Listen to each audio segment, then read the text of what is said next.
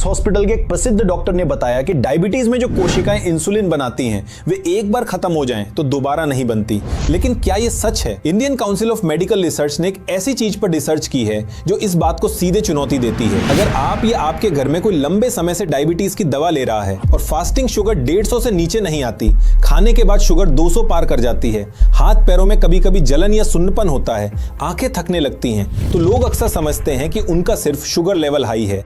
Diabetes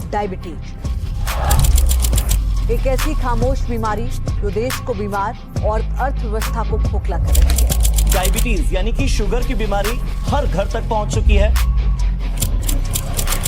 लेकिन आयुर्वेद इसे अलग तरीके से देखता है। आयुर्वेद कहता है कि ये सिर्फ शुगर की बीमारी नहीं है, ये अग्निमान प्लस मेद दोष प्लस ओजस असंतुलन का संयोजन है। मतलब आपका पाचन कमजोर हो रहा है, शरीर का फैट मेटाबॉलिज्म बिगड़ रहा है और धीरे धीरे शरीर की इम्यून ऊर्जा कम हो रही है। सिर्फ शुगर कम करना समाधान नहीं है, शरीर को अंदर से संतुलित करना जरूरी है। तो मैं आपको कुछ बताता हूँ जो शायद आपने इस नजरिए से कभी नहीं सोचा होगा। आपने करेला और जामुन के बारे में तो सुना ही होगा। ये आपको बाजार में मिलने वाले हर तीसरे प्रोडक्ट में मिल जाते हैं। लेकिन विजय सार भी एक ऐसा हर्ब है जो शुगर की समस्या में काफी असरदार माना जाता है, क्योंकि इसे पनपने के लिए एक खास तरह की मिट्टी और जगह चाहिए। इसलिए ये मुख्य रूप से एशिया में ही पाया जाता है और इसके बारे में लोग कम जानते हैं। आईसीएमआर ने पूरे भारत में 4 सेंटर बनाए एक क्लिनिकल ट्रायल के लिए। ये ट्रायल डायबिटीज मरीजों पर किया गया। 12 हफ्तों बाद इसके परिणाम में पता चला कि 69% मरीजों की फास्टिंग और पोस्ट मील शुगर में महत्वपूर्ण रूप से सुधार आया। ये प्रभाव एक एलोपैथिक दवा से तुलना में देखा गया और विजय सार का असर उससे भी बेहतर पाया गया। एक और जरूरी बात, डायबिटीज में असली समस्या ये है कि पैनक्रियाज की बीटा कोशिकाएं जो इंसुलिन बनाती हैं धीरे धीरे खत्म होती जाती हैं और आमतौर पर कहा जाता है कि ये कोशिकाएं एक बार खत्म हो जाएं तो दोबारा नहीं बनती। लेकिन इंडियन जर्नल ऑफ फार्माकोलॉजी में प्रकाशित एक रिसर्च पेपर में कुछ अलग पाया गया। विजय सार के एक्सट्रैक्ट ने पैनक्रियाटिक बीटा कोशिकाओं को पुनर्जीवित किया, यानी जो कोशिकाएं खत्म हो रही थीं, विजय सार के उपयोग के बाद वे फिर से बनने लगी। इसीलिए ज्यादातर शुगर के मरीज इस बात से अनजान रहते हैं और बार बार वही पारंपरिक इलाज लेते रहते हैं, बिना ये जाने कि उनके साइड इफेक्ट्स उनकी परेशानी और बढ़ा सकते हैं।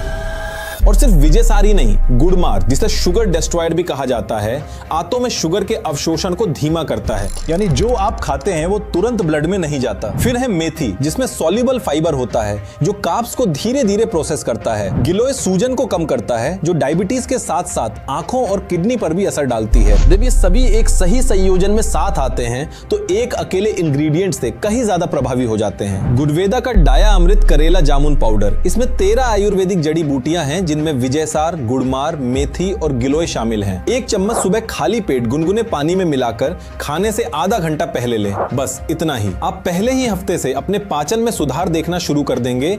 धीरे धीरे आपकी फास्टिंग शुगर में फर्क आएगा और इसे 3 महीने लगातार लेने से आपका HbA1c भी सुधरेगा। और अगर आप कोई दवा ले रहे हैं तब भी आप इसे साथ में ले सकते हैं, क्योंकि ये आयुर्वेदिक है, इसलिए फायदे के अलावा ये आपके शरीर पर कोई बुरा असर नहीं करता। लिंक डिस्क्रिप्शन में है। इंग्रेडिएंट्स पढ़िए, खुद समझिए और डायबिटीज मुक्त बनिए।